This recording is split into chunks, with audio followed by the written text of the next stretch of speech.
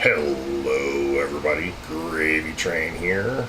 I am on a roll cranking out videos today, so I figured I would go ahead and do a hero spotlight on Emily, everybody's favorite healer. So Emily is pretty straightforward. She's definitely an S hero as far as that goes. She is just a pure healer, no other affinities. She doesn't really need much more. So yeah, I don't believe she actually counts as flying. Let's double check. She does not count as flying, so even though she's got great big wings, angel wings, she doesn't fly. So anyhow, let's start going over her runes. I usually rune Emily. There's not a lot of point in making her offensive. She can do some damage. It's not terrible, but generally if you're adding in Emily, it's not because you need a damage dealer, it's because you need a healer and a reser. So I start her off with a Guardian rune. I've got a Bulwark rune that's crafted, 20% chance to shock melee attackers. I was just kind of happy with the stats. This was a nice little side bonus. A Champion rune for some health, some attack, 20% chance to burn melee attackers. So she's got a 20% chance to shock, 20% chance to burn. A Hero rune for defense, attack, and damage reduction. And finally, the defense version of an Unbreakable Heart. Defense, attack, survives a killing blow, yada yada yada. She does have an epic that gives her 30% attack, 20% defense, 20% skill. The skill is pretty good. It's going to help her land some of her special abilities, and it's going to help the amount that she heals. Her epic effect is a 30% chance to deal 2.5 times damage, gain 2 energy, and heal herself. All great abilities. The 2.5 times damage is like meh, but sometimes she can finish off a hero. But the gaining 2 energy and healing self is pretty good.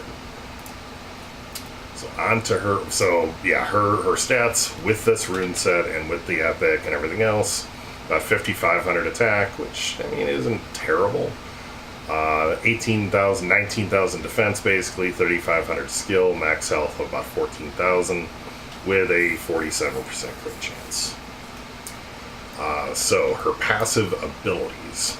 She has Angelic. She is immune to debuffs, light immune, and starts dungeon with an Aegis Shield. Pretty much everybody knows she starts with an Aegis Shield.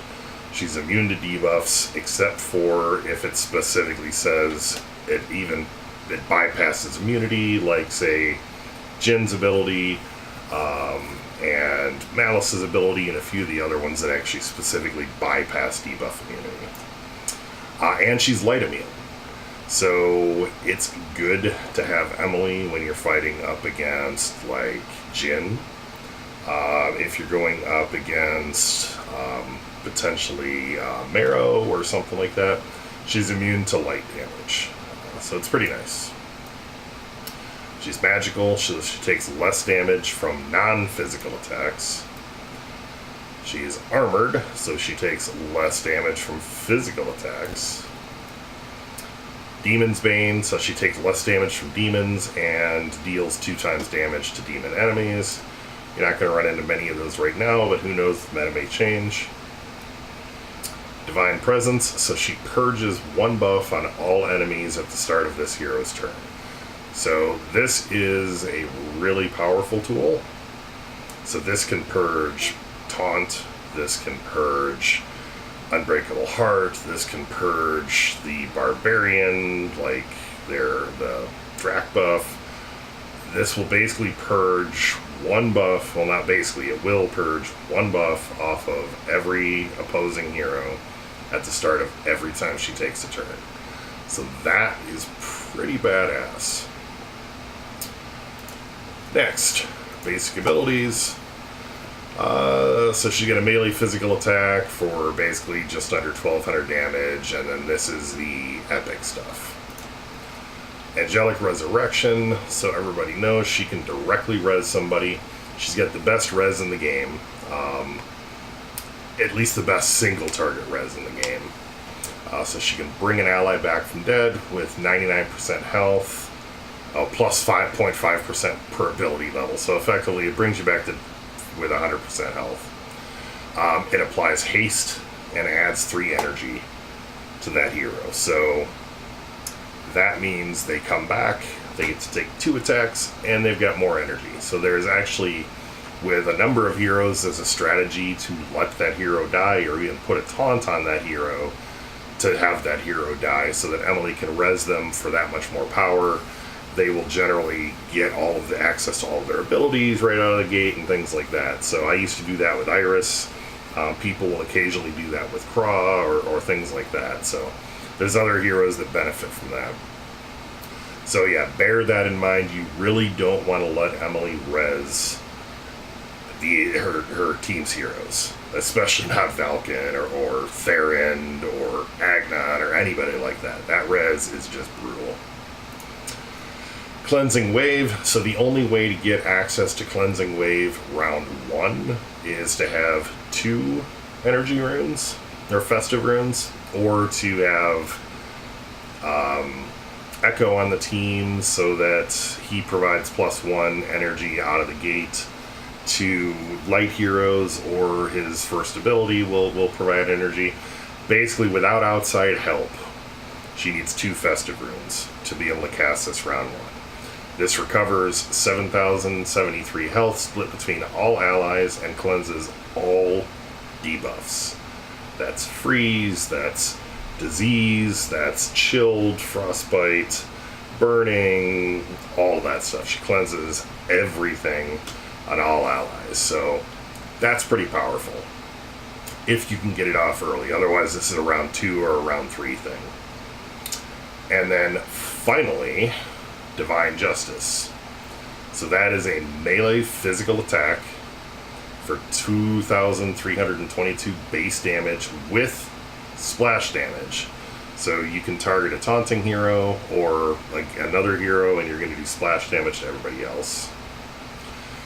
Marking all enemies hit with magnified light. So what's magnified light?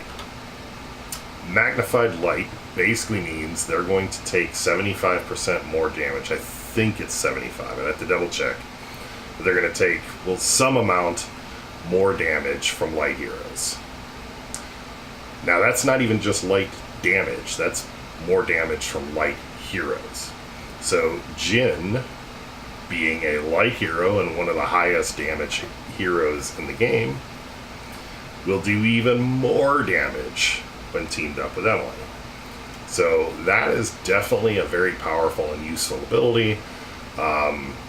It's worth trying to get out early. Like if you don't have anybody to res and you got no reason to do Cleansing Wave, you can do Divine Justice round 1. You're sitting pretty. So, and this one is energy cost is 3 turns as opposed to, well, this one's 3 turns. Res is 5 turns, but it starts. So if you've got enough energy to do Cleansing Wave, you've also got enough energy to do Divine Justice. Yeah, that's pretty much it. There's not really a lot of point to go through and show some battles with her. So, yeah, I mean, she has a very specific role that's easy to understand. She's cleansing buffs. She's enabling the party. She's not a debilitator. She's a facilitator. She breaks everybody out of their chains, like liberates them from whatever status effects, heals, does some damage, and provides a good amount of utility in the form of cleansing buffs and all that kind of stuff. And she's immune to being debuffed herself. So that's Emily. Emily is, like I said, an S hero, so purely because of her, she can really kind of change the course of a battle, and most really strong teams, or a lot of really strong teams, will have Emily on them where possible. So anyhow, thanks for watching. If you liked, please hit a thumbs up, and if you're not already subscribed, you know the deal, please do so. What do you think? Questions, comments? ask them below. And yeah, thanks for coming out.